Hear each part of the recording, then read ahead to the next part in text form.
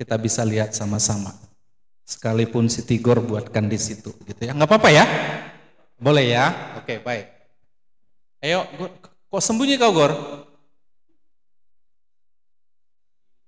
Oke, baik. Itu saja, istri saya Boris Situmorang. Ada Boris Situmorang di sini? Nggak ada ya? Nggak ada. Oke, baik. Markasi Om Dik? Nggak ada juga? Cuman kami dua ya? Oh, ya. Siapa? Surya. Oke, baik.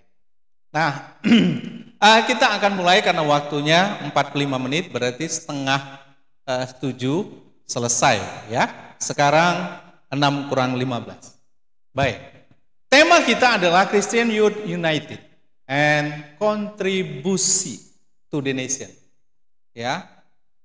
Nah, memang kalau bicara tentang orang muda gitu ya, pastilah orang muda adalah orang-orang yang paling banyak berkontribusi untuk apa?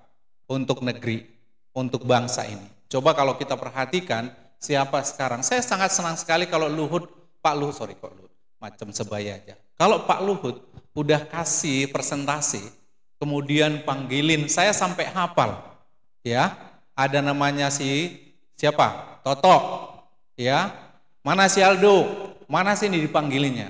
Karena mereka adalah orang-orang muda yang sedang men-setting perjalanan apa? Pembangunan bangsa ini. Jadi mereka adalah think tank-nya bangsa ini. Saya pikir kalian kalau di tempat pekerjaan yang sudah bekerja, saya berharap kalian juga jadi think tank. Tahu think tank maksudnya? Ya? Iya. Kalian think tank, ya, kalian adalah pemikir-pemikir gitu ya. Pemikir-pemikir di tempat pekerjaan kalian. Nah, oleh karena itu, pastilah kalian akan membawa perubahan di tempat kalian bekerja. Oke, kira-kira apa pendapat kalian tentang foto ini? Bicara tentang apa? Teamwork, yes. Oke, apa lagi? Terus warna tangannya beda-beda enggak ya? Berarti ini bukan tangan satu orang. Kalau tangan satu orang ngeri juga, banyak kali tangannya gitu ya kan? Artinya ada beberapa orang, tetapi mereka melakukan genggaman yang sama. Dan satu dengan yang lain saling apa? Iya. Bicara teamwork, bicara kesatuan, united tadi, ya. Nah, tetapi saya yakin kesatuan mereka, kebersamaan mereka, ya, unity mereka itu pasti memiliki visi ke depan. Amin. Amin. Karena saya mau berkata kepada kita, setiap yang namanya ada unity, ada kesatuan, pasti akan bicara tentang apa? Visi. Amin? Ya kan? Tidak ada yang namanya kesatuan tidak punya visi. Itu pasti. Tapi sebelum ke visi, kita mau bicara dulu hal yang pertama. Apa itu? Next, bro. Oh, harus sini ya? Oh, sorry. Oh, gitu ya. Sini aja buat bro. Sini aja buat bang. Oke. Segan. Yang pertama, sebelum bicara tentang visi, kita bicara tentang unity-nya dulu. Oke? Baik. Teman-teman, mari kita membaca 1 Petrus 2 ayat 9.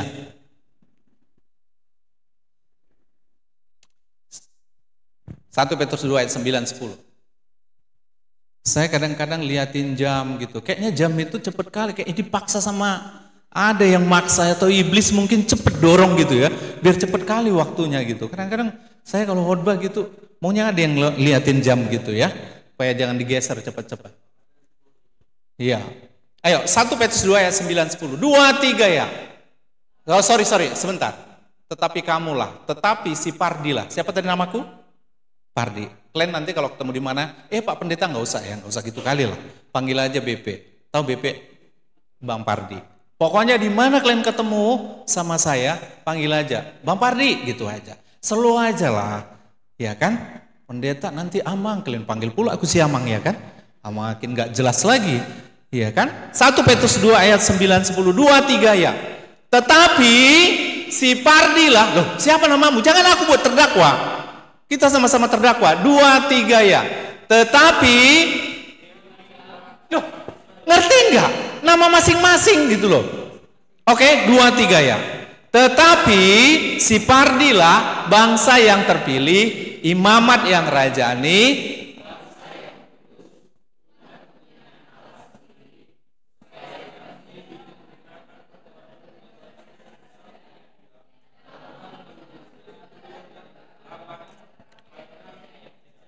oke, sekarang ayat yang ke-10. 2, 3, ya. Si Pardi, mulai. Mengerti? Ayat 10. Oke, si Pardi yang dahulu, oke. 2, 3, ya.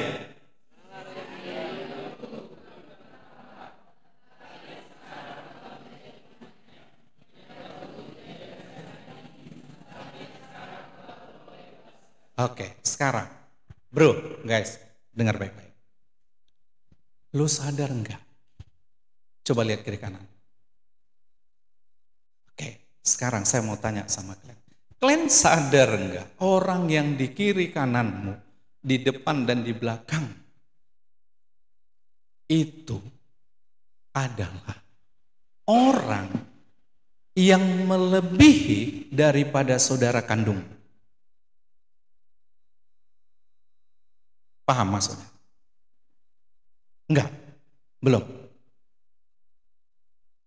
Berdasarkan 1 Petrus 2 ayat 9, bahwa orang yang ada di kiri kananmu, depan belakangmu, ya, ini yang ada di ruangan ini adalah, apa tadi saya katakan? Orang yang lebih dari siapa? Saudara-saudaramu, satu keluargamu. Kenapa? Dek, kau sama mamamu nanti berpisah enggak? Mama masih ada enggak? Ya, pasti suatu waktu pasti berpisah enggak? Enggak usah nangis Diana, udah sama-samanya, aku pun juga enggak punya. Udah? Pasti. Ya kan? Bener? Pasti. Sama bapak? Udah berpisah atau belum? Belum juga. Tapi suatu waktu nanti pasti berpisah enggak? Pasti. Ya kan?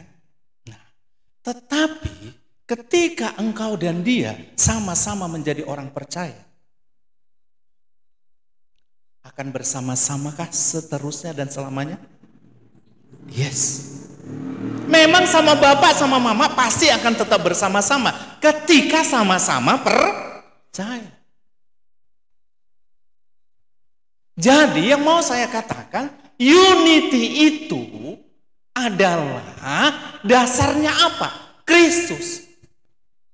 Jadi ketika kita sama-sama percaya kepada Kristus, tetapi siapalah tadi katanya? Tetapi siapa namamu? Mesa.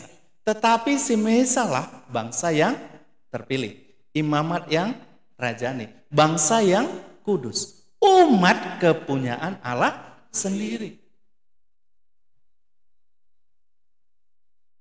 Mesa, you're special, Mesa.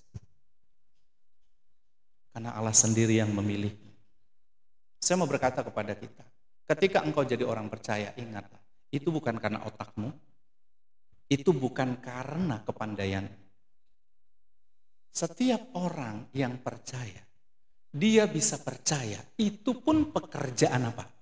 Roh Kudus. Contoh, Bang Parik mau bilang gini, kalian pernah enggak ada ibadah KKR, hamba Tuhannya udah heboh. Saudara-saudara dengarkan firman Tuhan, bla bla bla. Udah heboh hamba Tuhannya.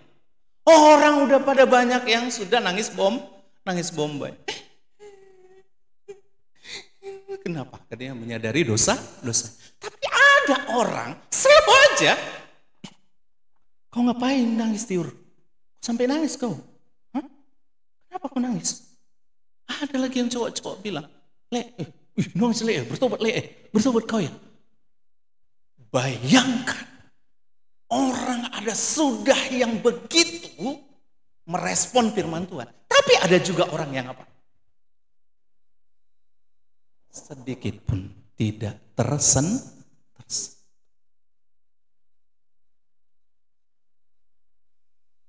Kenapa? Dia tidak mengalami lawatan Tuhan. Sama seperti aku dulu. Waktu gue cek hamba Tuhan, Waktu itu KKR di Sibolangit, PTP 4 yang pernah ke Sibolangit yang ada menara. Pendetanya khotbah, kalau kamu tidak bertobat kamu masuk neraka, dengarkan baik-baik. Aku masuk antara air teh sama gorengan. Aku masuk, enggak. Dengarkan, kalau kau tidak bertobat kamu masuk. Orang HKBP. Di gereja kami enggak acik kayak gitu, khotbah. Semuanya aman dan nyaman. Kau orang HKBP? Enggak. Yang orang HKBP pasti ngerti.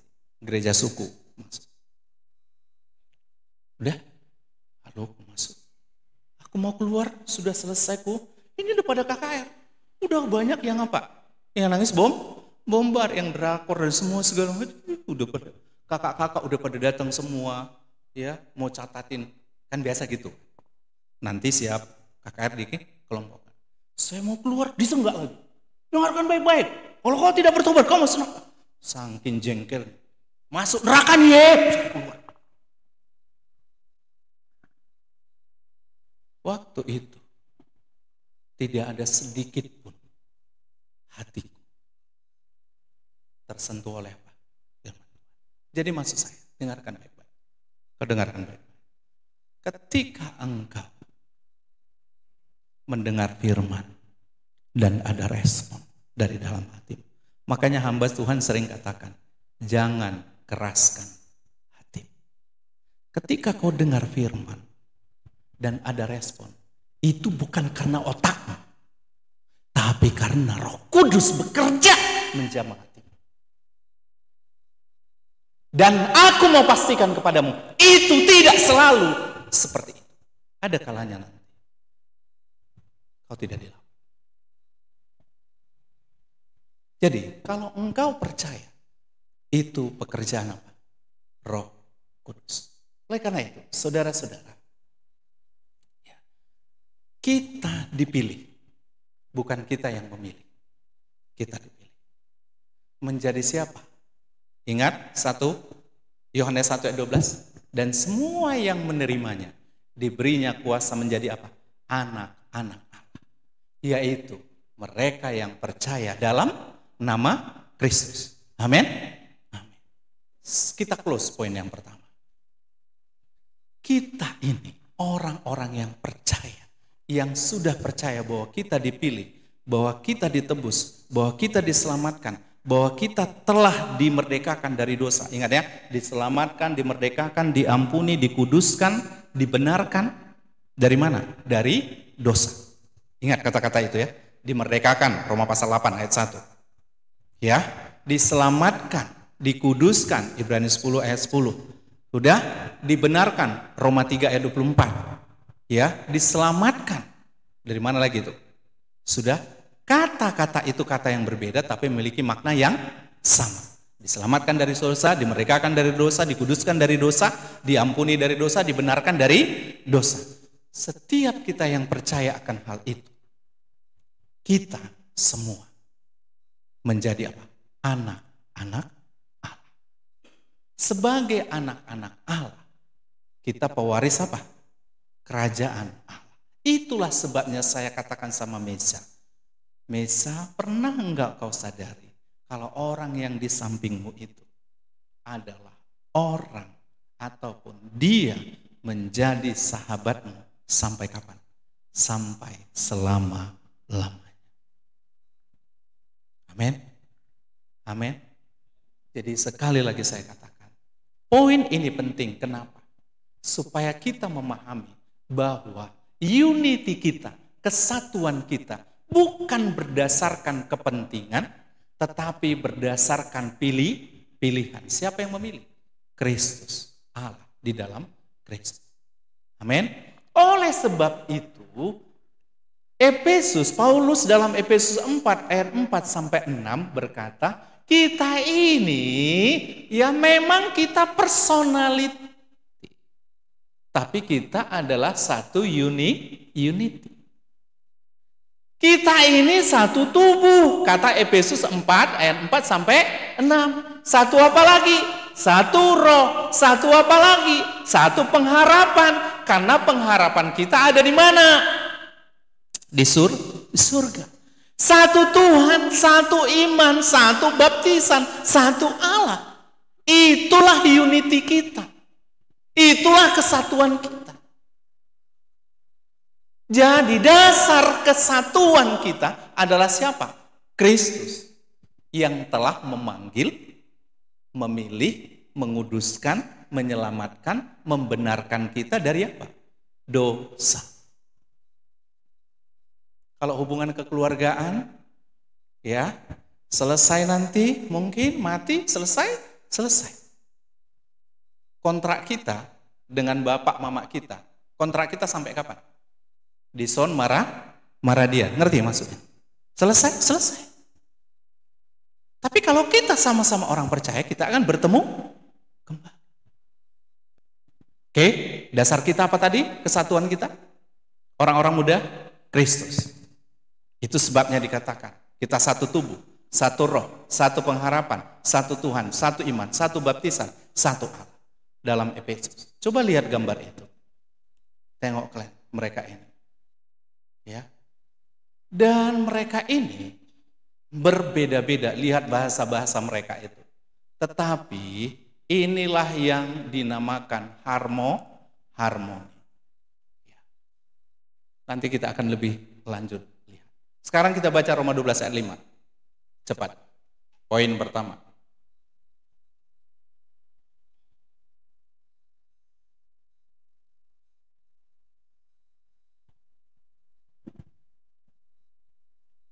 Roma 12 ayat yang kelima, 2, 3, ya.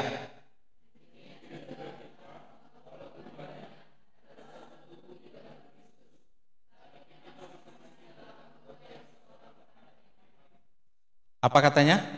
Mesa, coba baca pelan.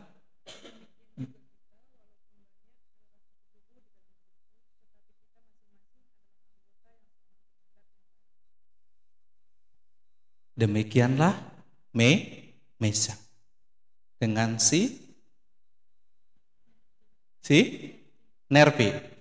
Terus apa katanya? Adalah satu tubuh. Terus? Iya, di dalam Kristus. Walaupun nanti apa katanya? Lanjut. Iya, anggota. Satu dengan yang lain. Oke. Satu tubuh. Di dalam apa? Kristus. Itu dasar kesatuan kita. Oke. Sebelum kita close point yang pertama, salam dulu kiri kanannya. Aku baru sadar hari ini. Rupanya kita sahabat sampai kapan Mesa? Selama-lamanya. Ya. Amin? Amin, bro? Oke. Next. Yang kedua.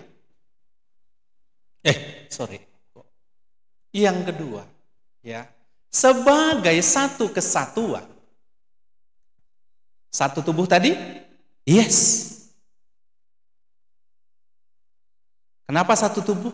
Karena kita satu di dalam siapa tadi? Dasarnya Kristus. Jadi dasar kita bukan kepentingan, bukan visi, bukan tujuan, bukan.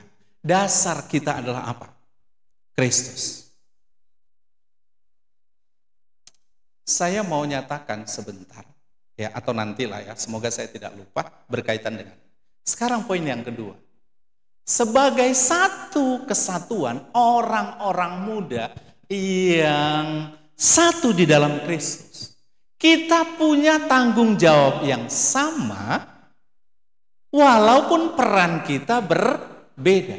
Tanggung jawab kita sebagai anak-anak Tuhan, orang-orang muda Kristen, anak-anak Tuhan, hamba-hamba Tuhan yang memiliki satu kesatuan. Kita memiliki tanggung jawab yang sama, tetapi apa katanya tadi? Peran yang berbeda. Nah, mari kita lihat. Roma 12 ayat tadi, ayat 4 sampai 8 itu, ya, ayat 5 tadi sudah ya. Tapi di ayat 4 coba kita baca.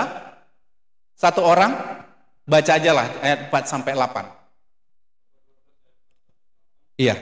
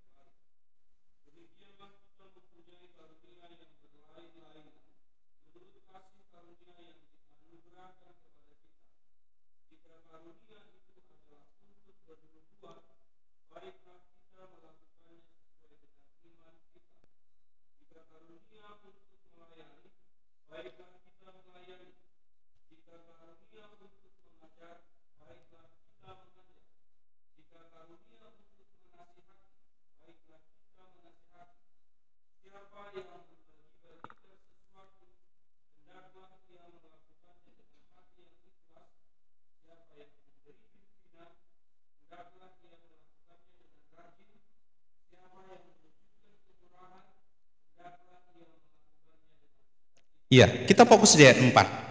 2, 3 ya. Sebab sama seperti pada satu tubuh, kita mempunyai banyak anggota. Tetapi apa katanya? Tidak semua anggota itu mempunyai tugas yang sama. Tetapi semua anggota itu punya tanggung jawab yang sama. Coba kalau tangan ambil nasi, kemudian mulut mingkem. Tahu mingkem? Tahu mingkem? Masukkan. Mulut, buka. Biar ku masukkan nasi ini, kata tangan. Mulutnya apa? Mingkem. Bisa enggak? Enggak bisa. Memiliki tanggung jawab yang sama maksudnya. Semuanya harus mengambil apa? Peran bagian masing-masing. Coba bayangin kalau Bang Sandro tadi nggak main musik, lalu Bang Edi main di depan terus, singer sama WR. Jalan-jalan, tapi ada yang kurang nggak? Iya. Oke, mari kita lihat gambar ini. Nggak apa-apa lah, kadang-kadang kita harus belajar dari semua makhluk. Nggak usah tersinggung kau. Aku kan manusia bang. Aku udah punya posisi bang. Masa abang suruh aku harus belajar sama binatang? Anjing sama kucing. Abang menghinakan aku kali? Enggak. Aku bukan sedang menghinakanmu. Aku hanya mengajak kita apa? Melihat. Bukan membandingkan. Melihat. Kemudian mengambil makna. Coba lihat. Kira-kira menurut kalian, capek enggak tukang foto ini ya mengatur posisi ini supaya mereka benar-benar kerjasama yang baik? Ataukah coba kalau dibalik, bro, dibalik. Kucing ini di bawah, kemudian anjing ini yang paling atas. Kawan ini tetap nomor 2. Apa yang terjadi?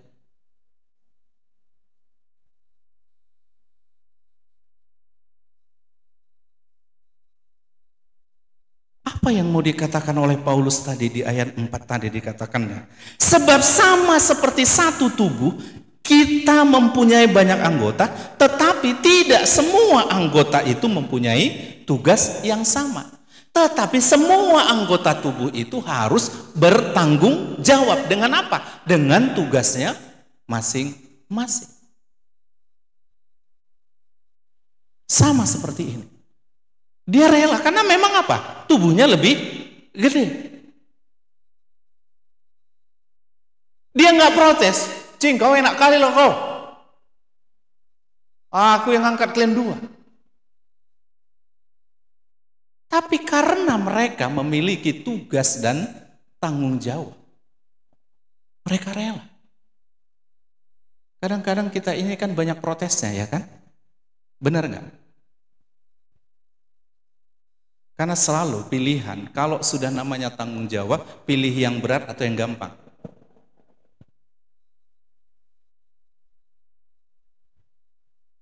Kalian ngerti pertanyaanku? Ngerti? Kalau namanya mau diberi tanggung jawab, ya, kira-kira Anda pilih yang ringan atau pilih yang berat?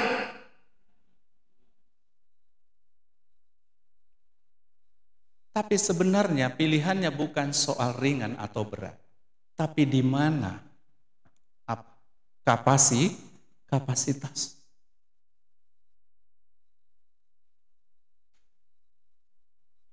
Walaupun kecenderungan kita selalu Padahal kita udah tahu itu bagian kita. Tapi kita mau apa? Mengasihani apa? Diri kita. Nah, yang kedua, coba kita baca 2 Korintus 8 ayat 13 sampai 14. Ini menarik teman-teman. Mari kita baca supaya close poin yang kedua ini.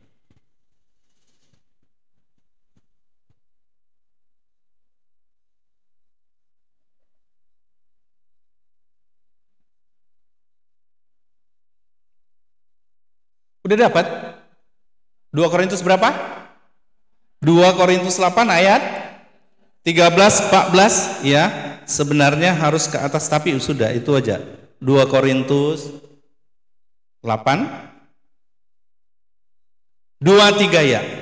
Sebab kamu dibebani bukanlah supaya orang-orang lain mendapatkan apa? Keringanan. Tetapi supaya ada apa? Keseimbangan. 14.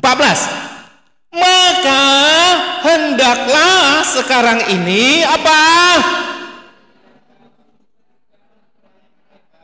Agar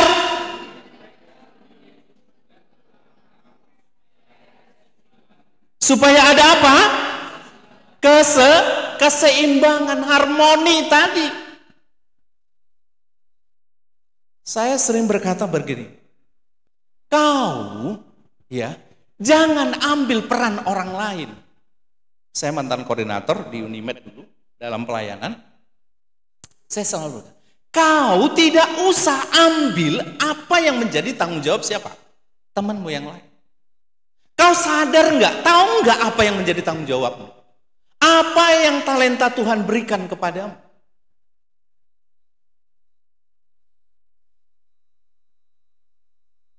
Dan saya mau berkata yang kedua adalah, teman-teman dengarkan saya baik-baik. Kau gak usah merasa kau di atas langit ketujuh ketika kau memiliki kelebihan uangkah, kelebihan otakkah, tahu maksudnya? Otak yang lebih, uang yang lebih, talenta yang lebih. Saya mau berkata kepadamu, kau gak usah merasa hebat, kau merasa lebih di atas angin. Kau jadi sombong dengan kelebihan yang engkau miliki. Saya mau berkata kepadamu, dengarkan baik-baik ayat ini. Kelebihanmu itu mencukupkan siapa? Kekurangan siapa? Orang lain. Kemudian apa dikatakan? Apa? Kekurangan orang lain. Kelebihan orang lain itu kemudian ngapain? Mencukupkan kekuranganmu. Karena apa? Karena engkau dan aku, kita tidak ada yang sempurna. Kalaupun kau kadang-kadang merasa kau hebat, merasa kau sempurna, nggak butuh orang lain. Tapi sesungguhnya, aku mau berkata kepadamu, dengarkan saya baik-baik. Kau membutuhkan orang lain. Jadi kata unity itu bicara apa? Saling melengkapi. Itu sebabnya dikatakan tanggung jawab yang sama, peran yang berbeda. Jadi wajar kalau kau dimintai uang, kalau ada masalah kekurangan uang, wajar kau dimintai. Kenapa? Karena memang orang tahu uangmu lebih. Jangan mulutmu ngomong, aku aja terus. Yang lain, iya betul, yang lain betul. Jadi jangan pernah mengeluh ketika ada orang yang sharing masalah uang padamu. Jangan pernah mengeluh ketika ada orang yang sharing tentang main musik kepadamu. Sandro, kau dengar Mang? Karena yang selalu muncul dalam pikiranmu, berapa PK-nya?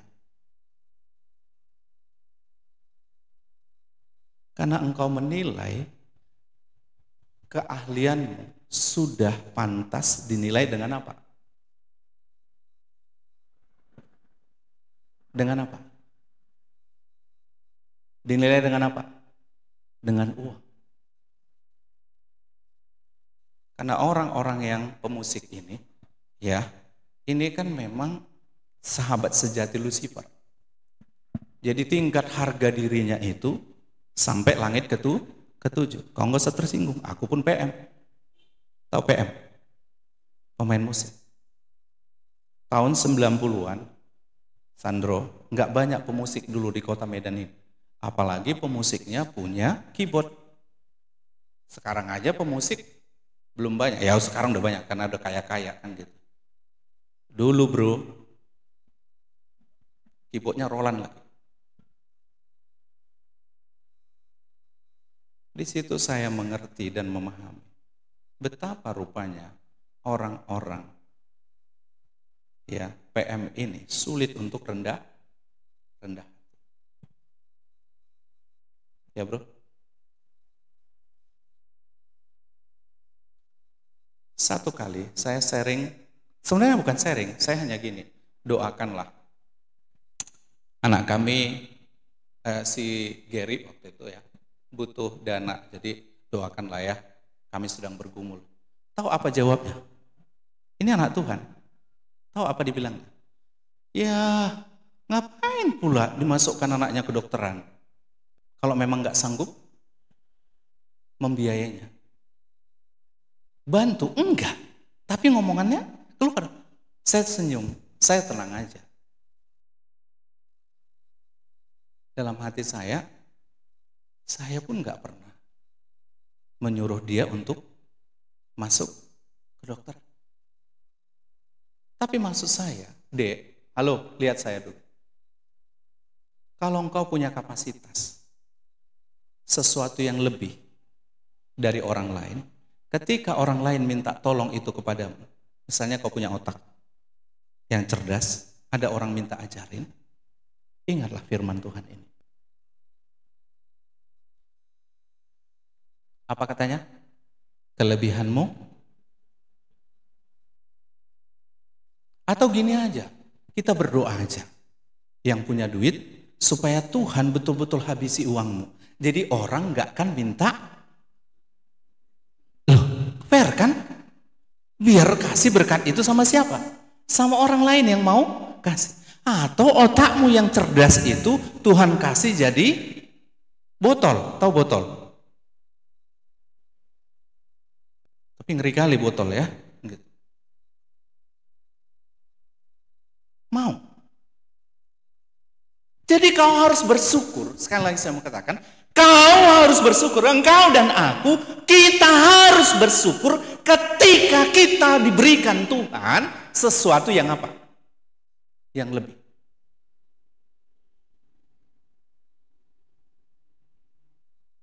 Karena berarti kita akan memperlengkapi kekurangan orang lain dalam kelebihan kita.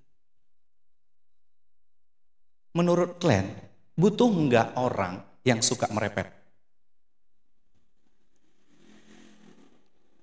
Mes, butuh enggak orang yang suka merepet?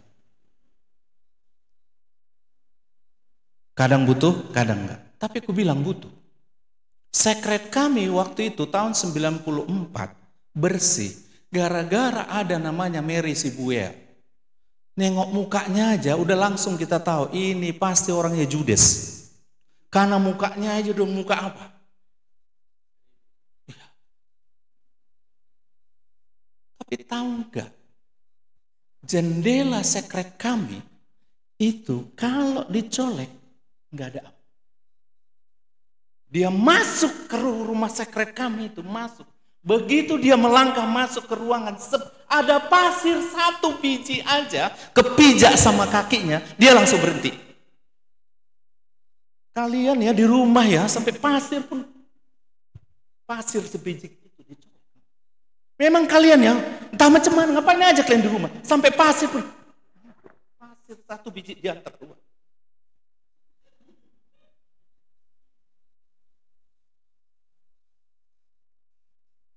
Siap pertemuan biasanya kan tikar nggak dilipat. Sini Glenn, sini. Kan adik-adik kadang-kadang ngumpul di sekret. Sini Glenn, sini. Lipat. Ayo, cepat, lipat. Akhirnya orang apa? Ditolong. Untuk apa? untuk hidup tertib. Ini pintu. Biasanya kan lantai rumah itu lebih tinggi. Benar nggak? Sudah. Ini batasnya misalnya. Jangan coba-coba slop mau masuk kena seperti ini. Lewat garis.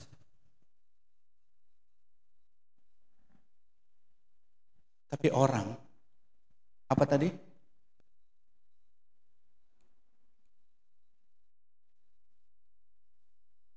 Karena ada orang-orang yang seperti kita, yang ngerasa bodoh. Tetapi memang betul-betul bodoh. Maka kita membutuhkan orang yang seperti itu. Untuk apa? Untuk menolongmu dan menolongku. Supaya kita bisa berubah.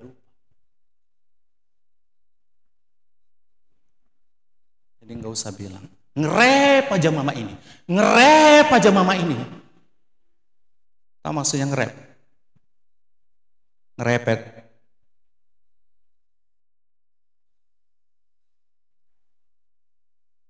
Padahal kitalah yang tidak beres. Kitalah yang tidak apa?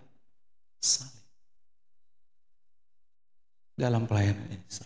Sekarang, sebagai satu unity, kau sadar enggak? Coba renungkan baik-baik. Apa yang menjadi kelebihan? Dan apa yang menjadi kekurangan? Yang ngerinya enggak sadar-sadar, wah ini yang bahaya. Enggak tahu apa kekurangannya dan dia pun apa lagi enggak tahu. Susah.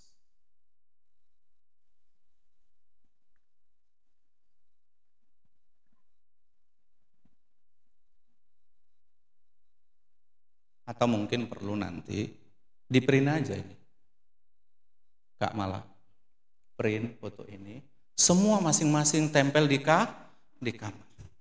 Semua departemen pemuda tempel di kamar. Kenapa? Belajar, kerja, sama. Belajar apa tadi?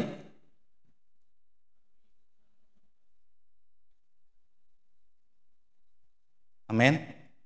Oke. Yang terakhir, yang ketiga. Next. Loh, saya pikir ada operator. Ya. Apa yang kalian dapat dari foto ini?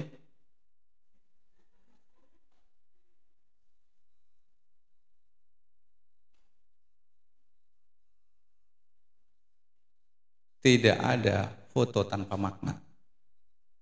Oke. Apa yang dapat? Ada yang bisa? Ya pasti udah bisa karena di sini ditulis ya. Oke. Kenapa kita harus memberi yang terbaik? Karena kita sudah apa?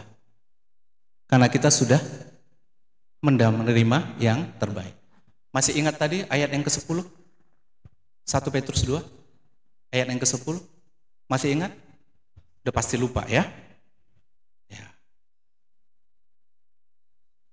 2, 3 ya. Si Pardi dahulu bukan apa? Bukan umat Allah. Kalau bukan umat Allah berarti siapa? Umat setan. Kan hanya 2. Kalau enggak anak Tuhan, anak hantu. Benar gak? Halo? Ada di tengah-tengah? Enggak ada. Maka mari kita lihat. 2, 3 ya. Si Pardi 2, 3 ya. Halo, mana suaramu? Sebutkan namamu. 2, 3 ya.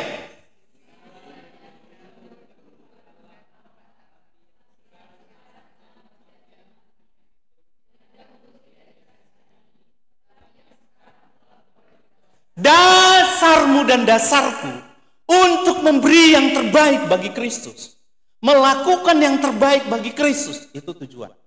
Tadi dasarnya Kristus, tujuannya siapa? Kristus. Itulah yang dikatakan dari iman menuju membimbing kepada apa? Iman. Dasarnya siapa tadi? Kristus. Sekarang kamu dahulu nggak siapa-siapa, tapi sekarang menjadi umat. Kau dulu siapa? Sampah. Tahu enggak? Sampah jauh lebih berharga daripada dirimu dan diriku. Ngerti enggak? Sampah dibakar selesai, hangus enggak? Kau dibakar di neraka karena dosamu, tahu enggak? Terbakar, habis, hangus enggak bro? Hangus. Hangus. Menurut Wahyu 20, kalau kau baca nanti ayat 11 sampai 15, enggak akan hangus. Kau akan terbakar di neraka selama-lamanya. Kau bisa ukur waktu selama-lamanya berapa lama? Hah? Enggak tentu. Enggak tentu atau tidak punya nilai. Tak terhingga, tidak bisa dihitung. Selama-lamanya itu tidak ada nilainya. Dia tak terhingga. Maka tidak bisa disebut. Kalau 1 triliun tahun kita masuk neraka, udah tahankan lah nangis Bombay di situ ya kan. Wow.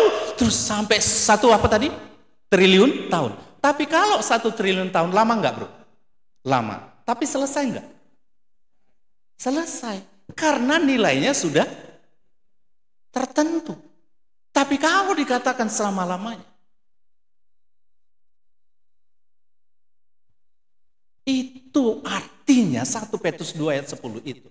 Kau dulu enggak siapa-siapa. Biar kau sadar. Tapi Kristus menyelamatkan engkau. Mengambil engkau, merampok engkau dari mana? Dari api neraka.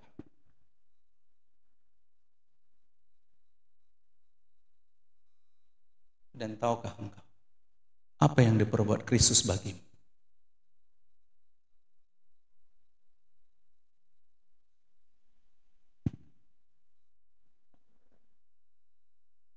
Apa yang dikorbankan bagimu? Halo kawan, sok kau tengok aku. Apa yang enggak dikorbankan Kristus bagimu? Harga diri?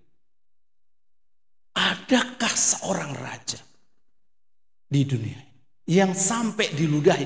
Kau bilang kau Tuhan. Kemarin kan kau lepaskan orang apa? Orang gila.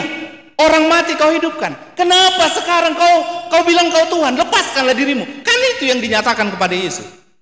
Kau bilang Tuhan. Kemarin kami tengoknya. Kami tengok kau hidupkan si Lazarus itu yang mati itu. Sekarang malah memang kau Tuhan. Kenapa kau enggak bisa lepaskan dirimu dari mana? Dari salib. Apa yang enggak ditanggung? Yang mau saya katakan, apa yang tidak dipertaruhkan Kristus bagimu? Dia Allah pemilik langit dan semesta, tapi dia mau datang ke dunia, merendahkan diri, mengambil rupa jadi manusia. Bukan hanya jadi manusia, dia dimaki, dia dihina, dia diejek, dia diludahi. Tidak ada orang yang sehina Tuhan Yesus yang diperlakukan di tengah-tengah dunia ini. Apalagi dia bukanlah orang biasa, tapi dia adalah Allah. Allah pemilik langit dan bumi ini. Tapi dia pertaruhkan itu semua. Karena dia tahu. Karena kalau dia tidak menyerahkan dirinya di kayu salib, tidak akan pernah ada keselamatan. Engkau akan tetap binasa. Karena dia tahu kawan, kau tidak akan pernah tahan di neraka. Itu sebab Yesus, dia jalani salib itu.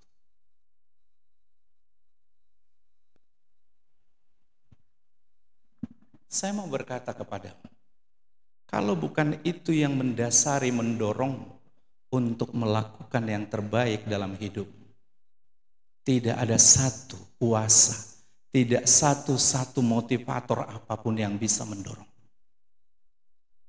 Kalau hukum yang mendorongmu untuk taat, untuk melakukan sesuatu, ingatlah, engkau akan cari kelemahan daripada apa? Hukum, aturan di kantor itu. Itu sebabnya Paulus ngomong begini. Kolose 3 ayat 23 dikatakan, Pardi, apapun juga yang kau perbuat. Apa dikatakan? Perbuatlah dengan segenap hatimu. Kenapa dengan segenap hati? Tahukah kalian?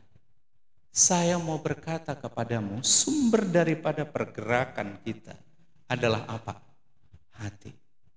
Makanya Mesa, ketika dia menyatakan cinta kepadamu, ya, aku udah pikirkan, aku harus mencintaimu, aku udah pikirkan, aku harus pacaran denganmu. Gitu cowok mau ngomong. Waktu dia mendabuh holong samamu, udah apa dibilangnya samamu?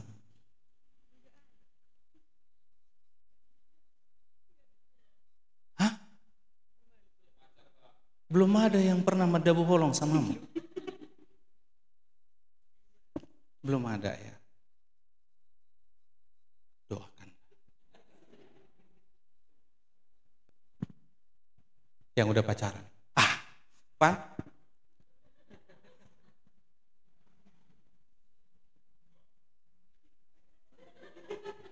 Kayak mana dia bilang?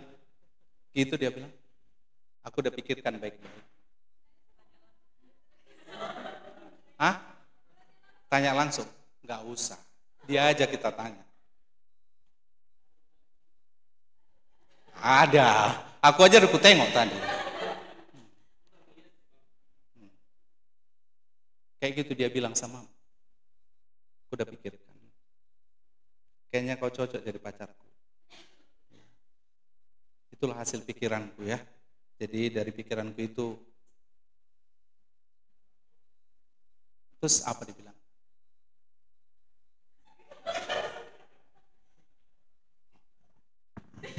Kau bisikkan aja.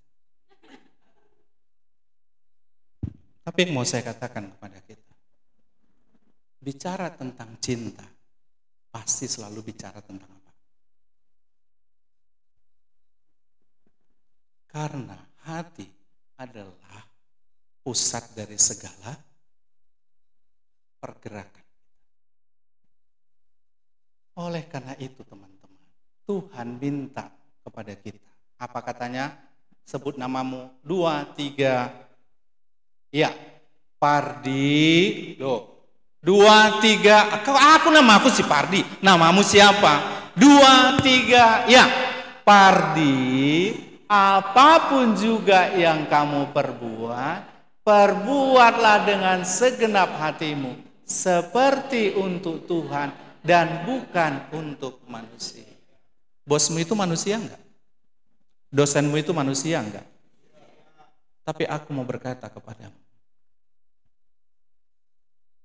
memang yang menyuruh kau mengerjakan tugas, yang menyuruh kau belajar siapa?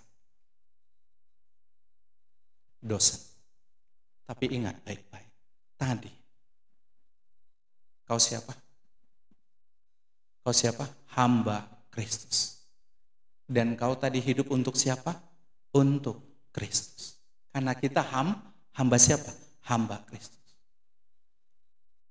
Waktu aku baru bertobat, semester 1 IP ku 0,9, semester 2 1,2. Tahun 92 bulan 10 tanggal 16 aku bertobat. Mulai dari situ, ya, saya berjuang untuk belajar sungguh-sungguh. Tahu kalian, untuk menunjukkan kesungguhan waktu itu, aku bilang, Tuhan, aku nggak mau lagi IP ku 1,2. Aku mau belajar Tuhan, aku mau sungguh-sungguh. Tahu kalian, ketika aku berjuang untuk belajar sungguh-sungguh, apa yang terjadi? Ini tegang. Karena memang aku nggak pernah belajar sungguh-sungguh. Mulai dari STM, itu buku Maryam Belina isi 32 itu. Itulah di kantongku. Kalian pernah nonton film Dilan? Persis. Kelas 1 STM, aku udah beli sepeda motor baru. Salah satu anak SMA tahun 88 di antara anak SMA yang naik sepeda motor itu siapa? Pardi. Naik Astrea Prima, baru keluar waktu itu. Tapi aku mau berkata kepadamu, aku bilang Tuhan, aku nggak mau. Aku mau memberi yang terbaik padamu. Dan memang waktu itu aku dapat abang kelompok yang kejam. Abang kelompok itu main tunjang, main tokok kepala. Namanya Basuki. Kalian nggak kenal lagi. Sini nggak ada yang kenal lagi, nggak sempat lagi. Edi pun nggak sempat kenal Basuki. Dia kejam. Ya, kepala saya ini berapa kali di tokok benjol. Ini di sepak pakai sepatunya bang, sepatu polisi itu bang, yang keras. Tapi bukan karena itu. Tapi aku mau, karena aku sadar gini teman-teman. Dulu, dalam posisi sudah mabuk malam minggu, kami sering itu balap ke perapat. Jadi cagak kereta itu, Astrea Prima itu, pas di tekongan, dia harus kena ke aspal. Jadi berapi. Senang banget. Apa yang kurenungkan? Yang kurenungkan gini. Kalau seandainya dulu aku mati, tabrakan, atau jatuh. Karena aku sudah beberapa kali jatuh. Ini udah pernah lepas. Udah pernah lepas. Jatuh tabrakan, ini udah pernah habis. Diseret di aspal gara-gara mabuk. Yang mau saya katakan, ya, karena waktunya sudah lewat. Aku tahunya kalian, waktu bang. Aku merenung. Kalau seandainya waktu itu aku jatuh dan aku mati. Kemana? Pasti masuk neraka. Tapi Mesa, Tuhan memberikan anugerah. Waktu itu aku nggak mati. Udah posisi mabuk standing. Tapi dari semua kecelakaan yang kualami, ya pasti nggak mati karena ketemu saat ini kan gitu ya. Tapi yang mau saya katakan kepada kalian, itulah yang membuatku. Ketika di EPDPA suruh pelayanan dulu kan ada departemen luar kota ya, Bang Edi masih ingat nggak? Kapanpun dibilang di kita ke sana ya. Aku ingat kali ngangkat tasnya Kak Mega, ngangkat tasnya Bang Pik. Ya, bawa sound system, baru naik jadi supir, main satu dari Medan ke Barus, main satu dari Medan ke apa sana, ke Penyambungan.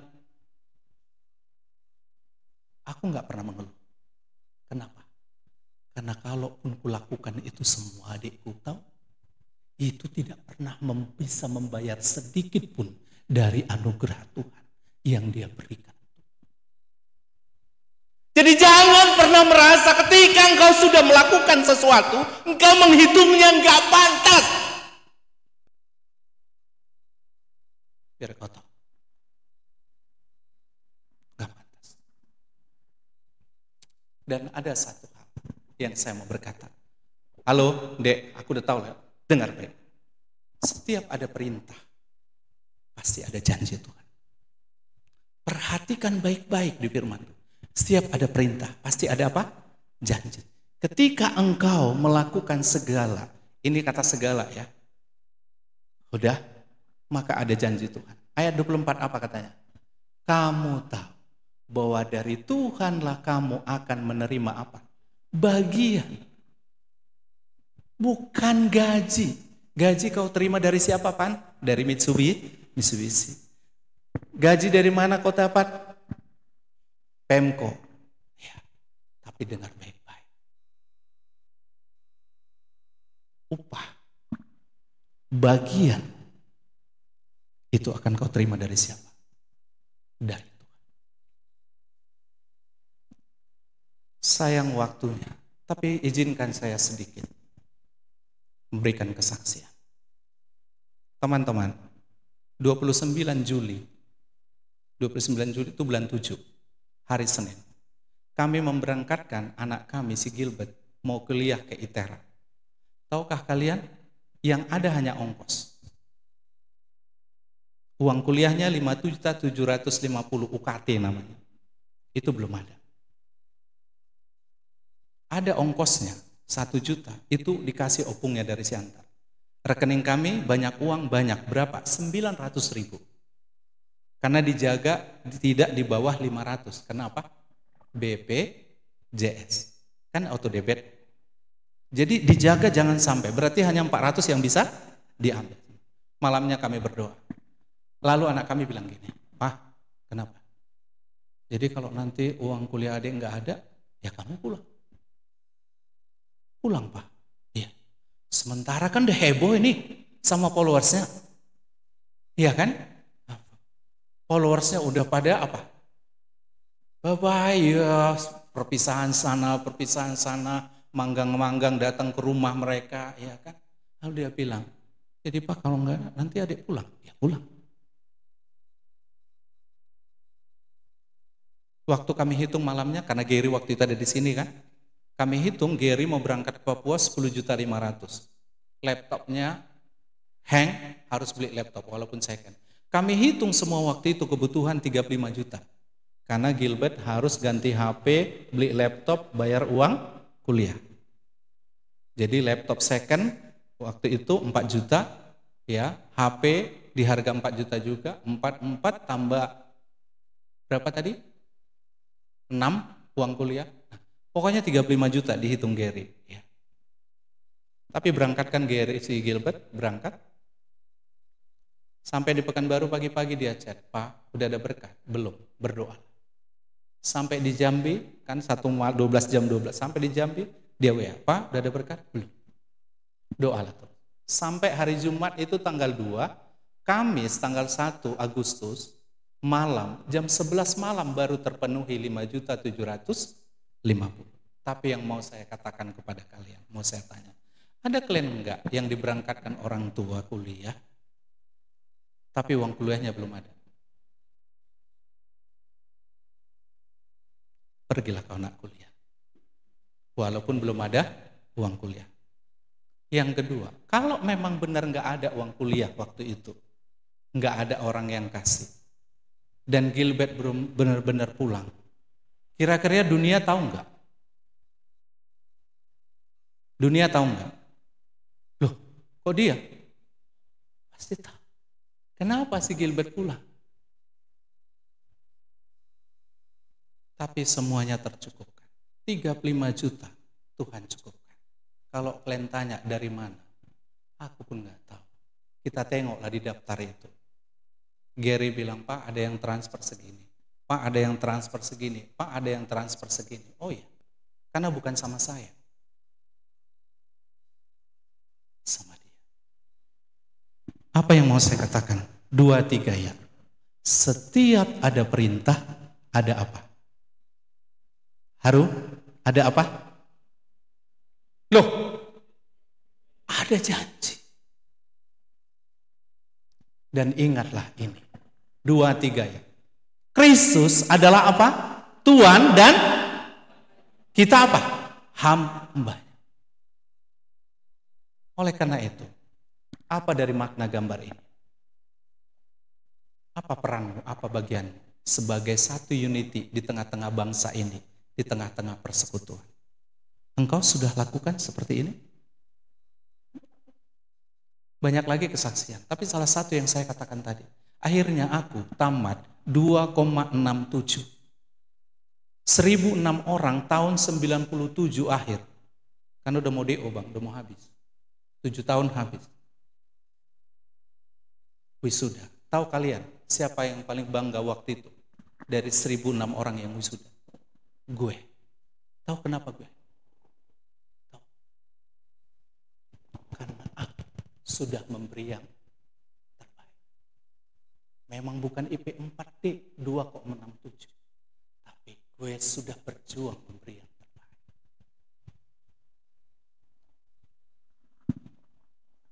Persis seperti foto ini, berjuang habis-habisan. Kita nggak tahu tantangan di pekerjaanmu, di mahasiswa, di apa semua. Malaikat sekarang lagi repot. Daftar doa orang yang mau PN. Benar. Tapi bayangkan, aku bilang gini sama temanku. Bagaimanalah ya, aku berdoa sama Tuhan. Lalu malaikat bilang sama aku begini, "Pardi, kau berdoa. Coba tengok kawanmu itu. Nyantai aja ya." Ngerti maksudnya? Hah? Aku berdoa minta sama Tuhan, tolonglah. Bukalah jalan, biarlah dia boleh menang. Iya, bukan aku mau nggak kasih. Tapi kau berdoa, kok lebih serius kau yang berdoa daripada kawan yang mau apa? Kalian ini kan kadang buat apa ini hamba Tuhan ini kayak dukun. Iya kan?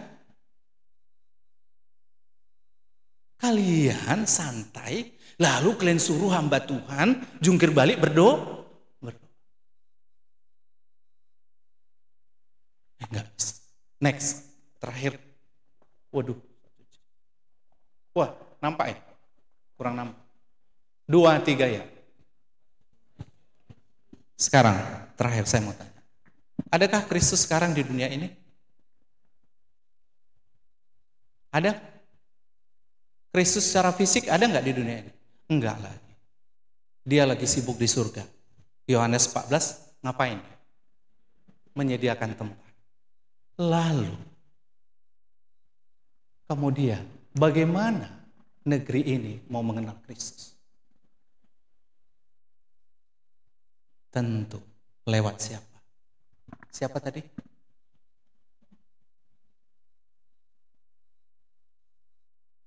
Saya mau berkata kepadamu, Kristus tidak ada di dunia tapi ada dalam dirimu. Ketika engkau sungguh-sungguh menyadari bahwa kita ini adalah satu apa tadi? Unity. Dan unity itu kita memiliki masing-masing apa? Peran. Dan kita melakukannya dengan apa?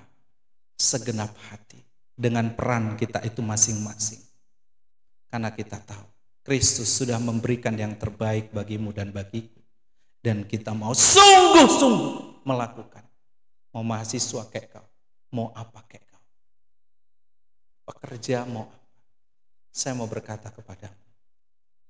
Kitalah sekarang membawa Kristus itu tengah-tengah dunia ini. Lewat apa? Lewat kesaksian kita. Mari kita tundukkan kepala.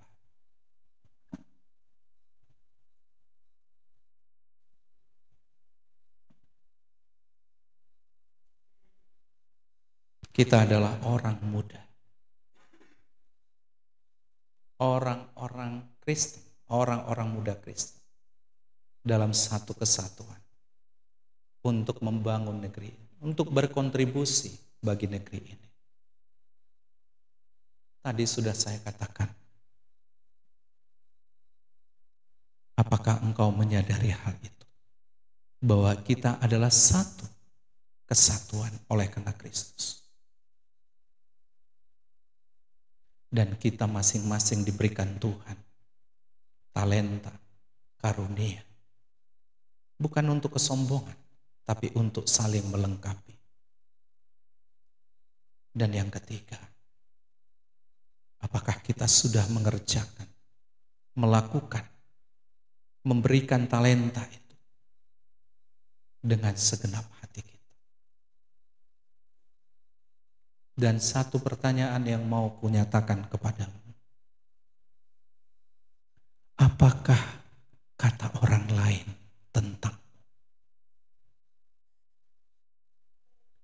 Apakah orang lain bisa melihat dampak sebagai unit dari kesatuan Kristus itu?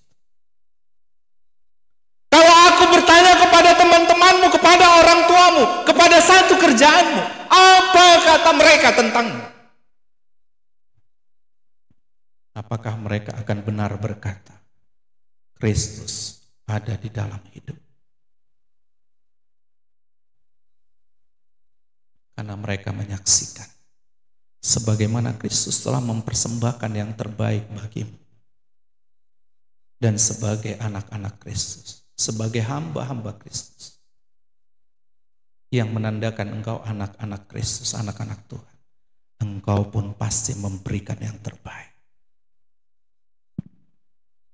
Dan itulah yang akan mengubahkan bangsa ini. Lewat apa? Lewat pekerjaan, lewat kuliah, lewat keluarga, lewat dimanapun engkau berada.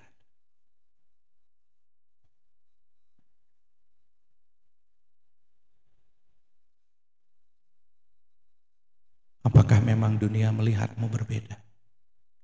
Apakah dunia melihatmu ada Kristus? Apa kata mereka tentang? Adakah mereka akhirnya merubah diri oleh karena kesaksian?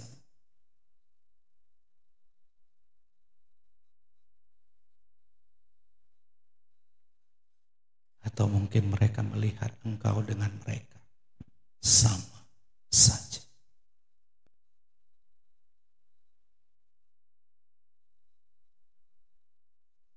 Bapa di surga, terima kasih untuk firman.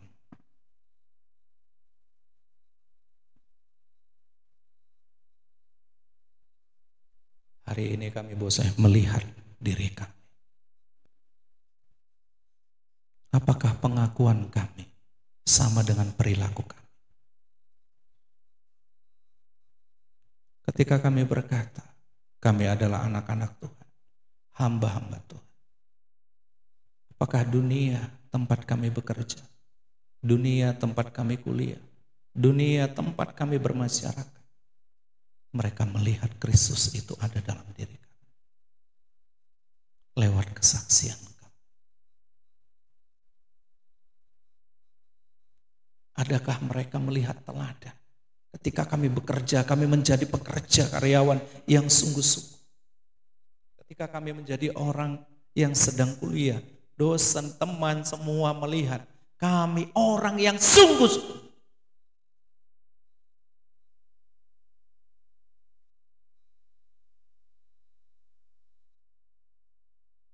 Karena firman-Mu berkata, apapun yang kami lakukan, kami harus melakukannya dengan segenap hati.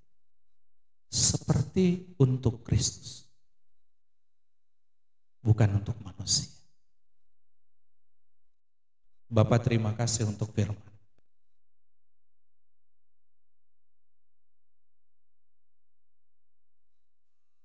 Karena kami tahu juga Tuhan, ada satu harapan ketika kami mau taat melakukan perintah Tuhan. Kami pun ada pengharapan karena ada janji Tuhan, akan ada pertolongan Tuhan, ada anugerah Tuhan yang akan kami saksikan di depan kami ketika kami terus berjalan berlaku setia kepada Tuhan. Terima kasih Bapa, dalam nama Yesus. Tuhan yang terus teguhkan dan kuatkan kami. Haleluya. Amin.